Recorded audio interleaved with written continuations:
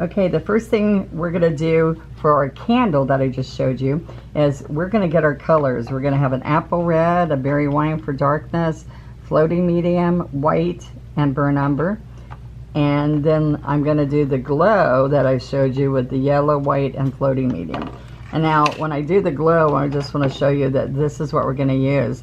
We have this great package with handles that make perfect suns, moons, and our glow. But depending on your size of your project, you have 3 different sizes. So those are, what do we call these? Our Spouncer set, all right? These are folk art multi-surface colors, and what you're gonna like is how many things that you can paint with it. It's fluffy and creamy, and it makes wonderful for all these different surfaces, metal, glass, wood, canvas, so it's lots of fun. I painted on gourds and other things. So I want to show you how quick it is to do some candles, and people love my candles. And I'm just picking up with a 3/4 flat brush that was dampened and laid on a paper towel. And I'm going to put a little bit of medium so it moves for me. So I want you to see, I'm going to wiggle a little bit and pull straight down. Okay, so I can come back up this way. And there's your first candle. All right, I'm gonna grab some more, and let's do a shorter one. There we go. Now, if the edge doesn't look good, just make the edge show up. Now let me show you how this works. I usually do 3. I'm just gonna do 2 real quick to show you. I'm gonna pick up some berry wine on the edge. See how I lay my brush flat? And then what I'm gonna do right here is just go down the edge. And we got that shading, the light's hitting on this side so we wouldn't shade there. I picked up some more on this flat brush. One stroke painting is blending, shading, and highlighting with one stroke. Now we're gonna have melted wax on the top, so we don't need anything there. We're gonna pick up, actually I'm gonna throw some green on here so you can see really quick. That on the bottom I don't worry about. This is a light green and a dark green. And I'm gonna have some pine needles coming up here. Okay, real quick. Look how fun those are. And we're just on the chisel, the end of the brush, bristles. And we're gonna just come along here and make it really nice and full at the bottom. Now what you can do that makes it quick and easy is that you can put with the handle of your brush some berries. All right, and I do these on greeting cards too, so it's really fun, but you saw my really quick and easy project I was just showing you. So let me show you what's going to happen next. We're going to do the top glow of the candle while we're letting the red dry.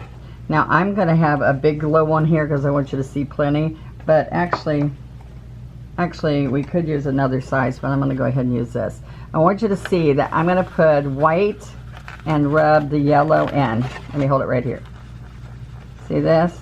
I want to rub it in till the whole sponge. Now the sponge is not wet when you start. Make sure you hear that. The sponge is not wet.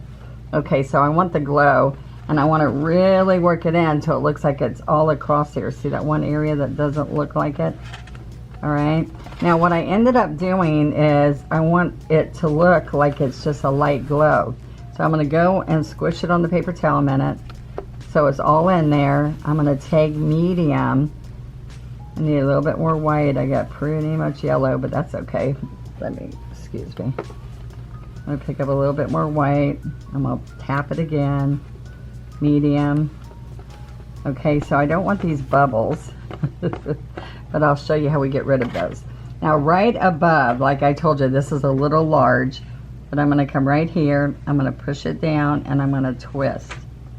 And I want it so you can see, but you can do, I'll show you again in my painting. It was just barely there, and my red's gonna move on me. Okay, so that's the halo, and you can put that around angels. There's all kinds of places you can put that to make it look good. I'm gonna bring just a teeny bit of brown, which I also didn't tell you. Here's the wick, and it's a little bit of burnt umber with my number 2 script liner.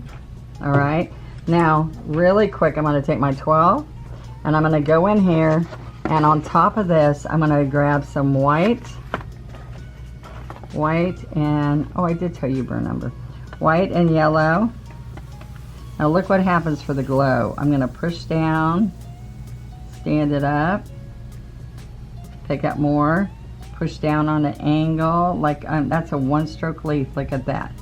See the one-stroke leaf? You push down at that wick and you pull up.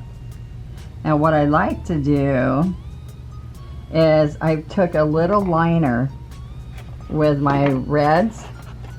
I did a little bit of berry wine, which is what I did before on the candle. And I'm going to make the flame really stand out. And it also gives it a pretty color. You can do red or you can do berry wine. There we are. I also put a pearl over this whole thing to glow sometimes if I wanted it to. And the last thing is I used a round brush and I'm dipping in here and I'm going to tap, tap, tap my wax, and it's melting wax. So see how we just tap along here? Now think about these. These make really cute cards and they're quick, and I line 6 up at a time. And I'm going to now have it dripping. Now your drips, I've seen people do lots of little drips, like a whole bunch in a row, but the wax wouldn't melt like that. So think about that when you're putting those drips. You want this to be totally dry, not like this is wet. I would not ever do this, except I'm doing it for you guys, with it wet like this. All right, so you want to have your candle dripping all along. How fun is that? Very quick and easy. And look at the project. It's a fun project to do, and you can have fun doing it with your family. See you next time.